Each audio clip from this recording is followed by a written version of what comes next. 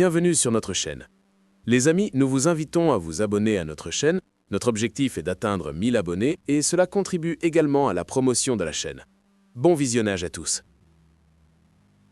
À l'automne 2019, le youtubeur, voyageur et livreur occasionnel Mac Proctor, accompagné de son chien Bravo, s'est garé dans un endroit non prévu pour le stationnement, sur un parking privé près du restaurant L&L Hawaiian Barbecue à Millbrae, en Californie.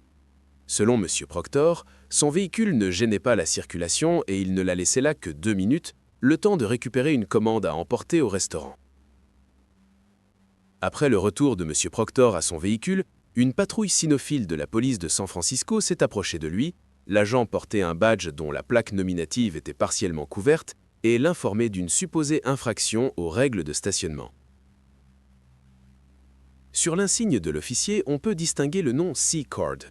J'ai pu trouver un registre public des paiements mentionnant un officier Carlos Cordova qui a reçu sa dernière promotion en 2019.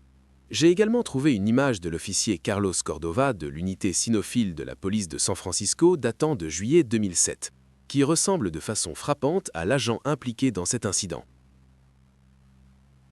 Je ne peux pas affirmer avec une certitude absolue qu'il s'agit de la même personne, ni que le nom de cet officier est effectivement Cordova, mais par souci de clarté, je l'appellerai ainsi par la suite.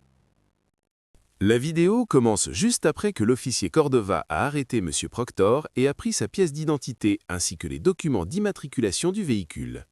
Alors, M. Proctor, c'est bien votre nom de famille? Tout va bien? Suis-je obligé de répondre à vos questions?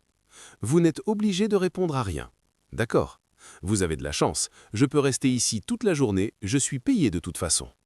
Pouvez-vous simplement terminer votre travail pour que je puisse partir? C'est quoi cette agressivité, mec? Je ne suis pas agressif. Pas agressif? Tu parles comme ça à tout le monde? Je ne suis pas agressif.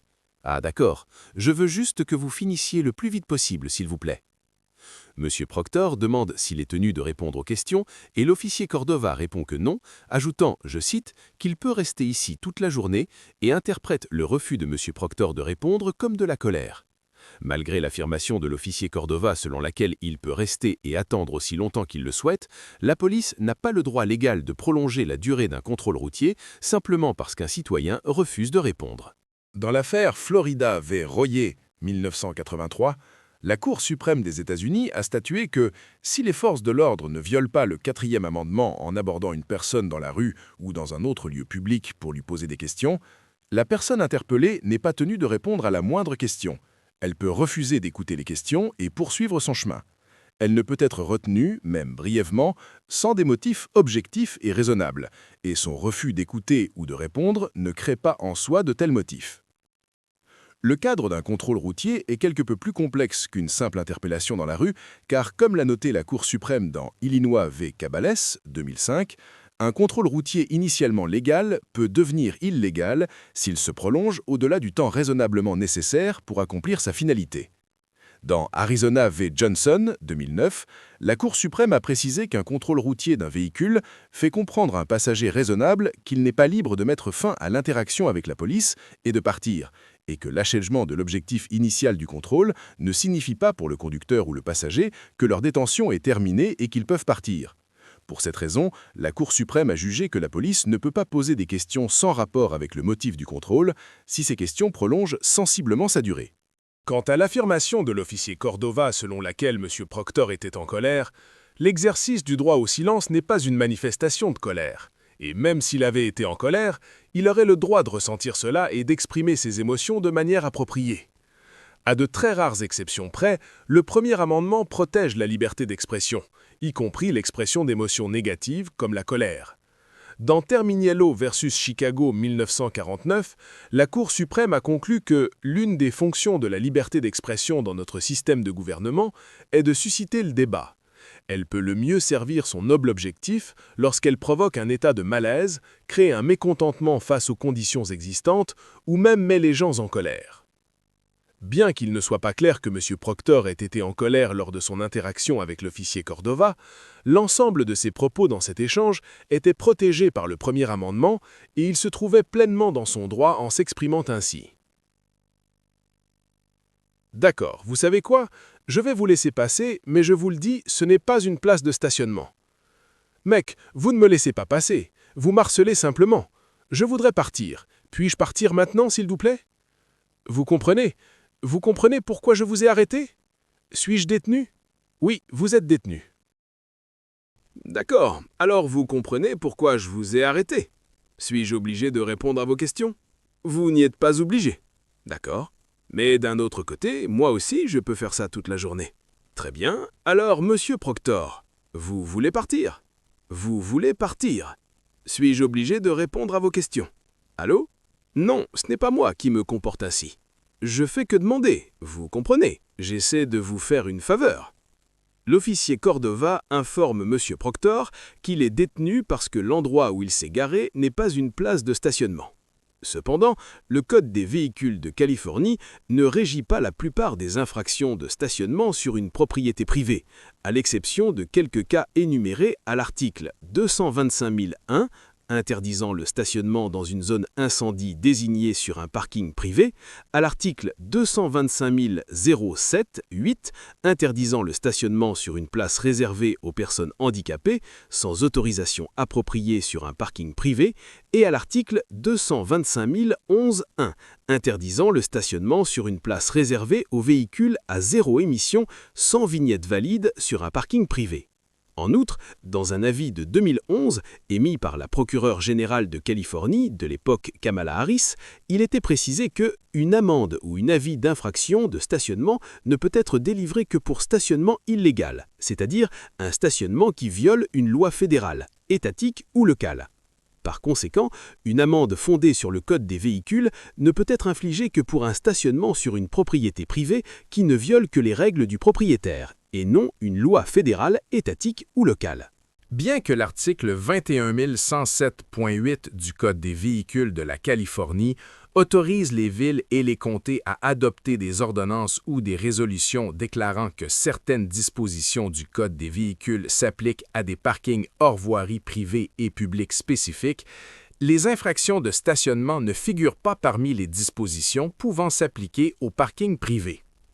L'article 7.28.0 du Code des ordonnances du comté de San Mateo permet au Conseil des superviseurs d'établir, si nécessaire, des restrictions ou des interdictions de stationnement sur les routes, leurs sections ou sur les propriétés appartenant au comté.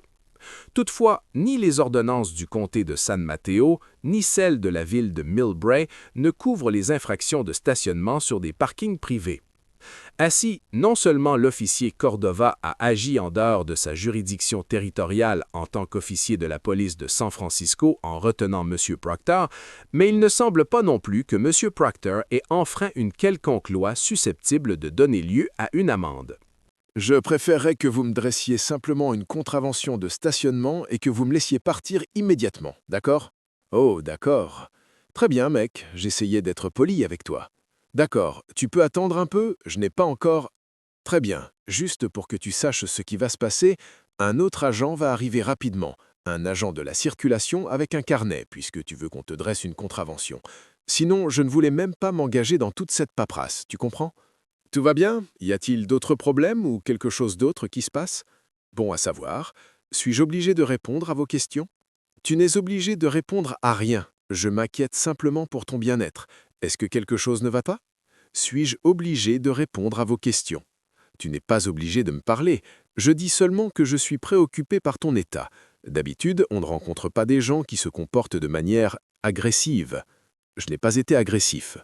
L'officier Cordova dit à M. Proctor qu'il est préoccupé par son état, parce qu'il se comporterait soi-disant de manière agressive, et laisse entendre que M. Proctor pourrait avoir des problèmes de santé mentale.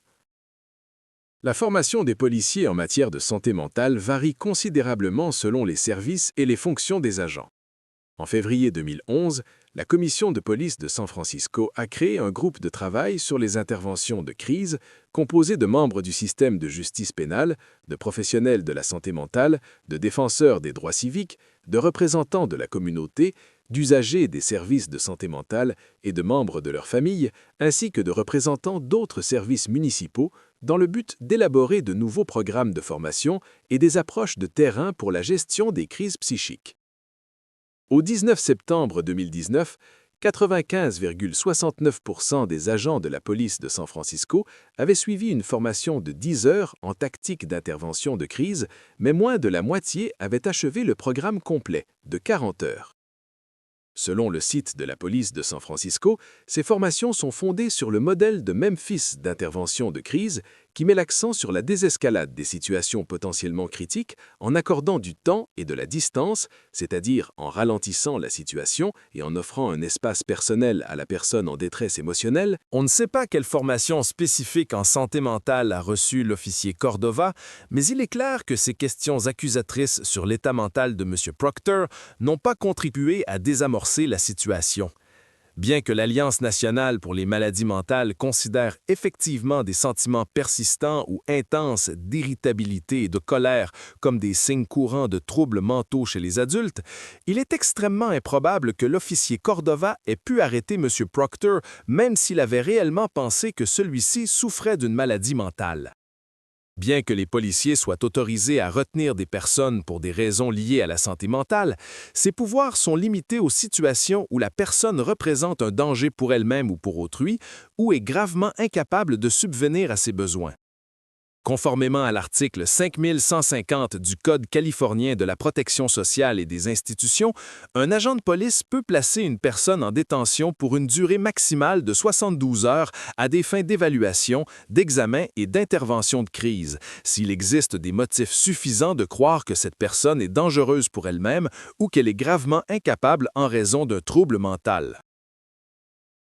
Après la période initiale de détention de 72 heures, l'article 5250 du même code autorise également le placement involontaire d'une personne pour une durée maximale de 14 jours en vue d'un traitement. Après la période initiale de détention de 72 heures, l'article 5250 du même code autorise également le placement involontaire d'une personne pour une durée maximale de 14 jours en vue d'un traitement intensif d'un trouble mental ou d'un trouble dû à l'alcoolisme chronique si des professionnels concluent que la personne est dangereuse pour elle-même ou pour autrui ou gravement incapable, et si elle a été informée de la nécessité d'un traitement mais n'a pas voulu ou n'a pas pu l'accepter volontairement.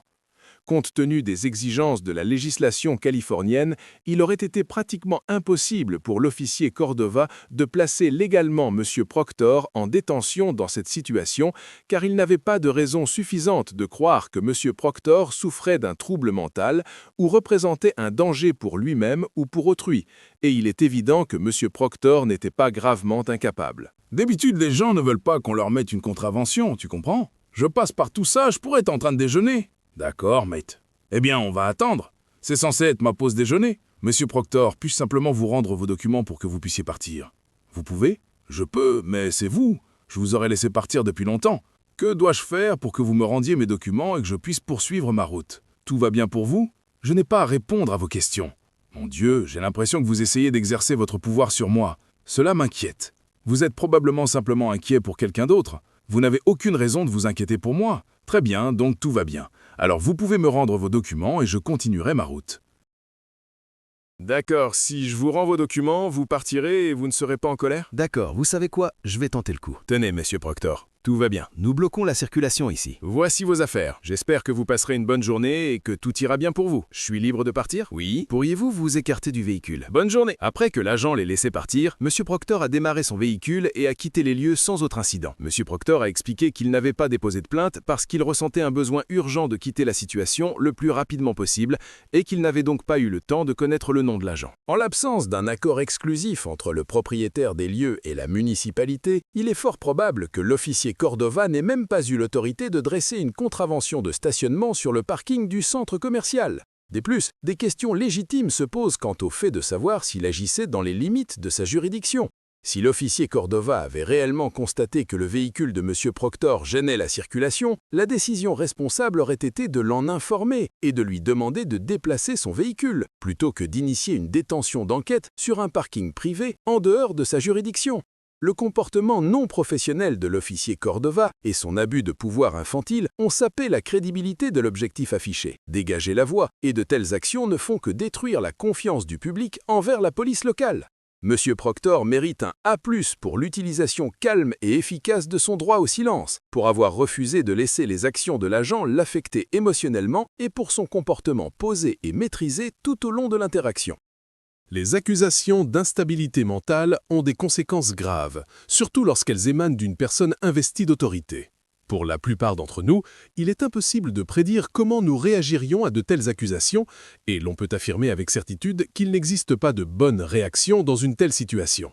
Une négation agressive n'aurait fait que renforcer les soupçons de l'agent, tandis que reconnaître de l'irritation ou de la colère aurait pu susciter des inquiétudes pour la sécurité. C'est précisément pour cette raison que la décision de M. Proctor de rester froidement silencieux et émotionnellement neutre était la meilleure stratégie. M. Proctor n'est pas un auditeur du premier amendement, et bien qu'il possède une chaîne YouTube, la majeure partie de son contenu n'est pas liée aux forces de l'ordre. Le fait qu'il interagisse rarement avec la police ne fait que souligner à quel point il a été impressionnant de le voir conserver son calme et structurer avec précision son comportement dans cette situation. La seule chose qui manque dans cet épisode, c'est la responsabilité, mais il est difficile de reprocher à M. Proctor de ne pas avoir déposé de plainte, étant donné qu'il ne pratique pas un contrôle systématique de la police. J'exprime ma reconnaissance à M. Proctor pour son excellente démonstration d'un usage réfléchi du droit au silence et pour le calme dont il a fait preuve.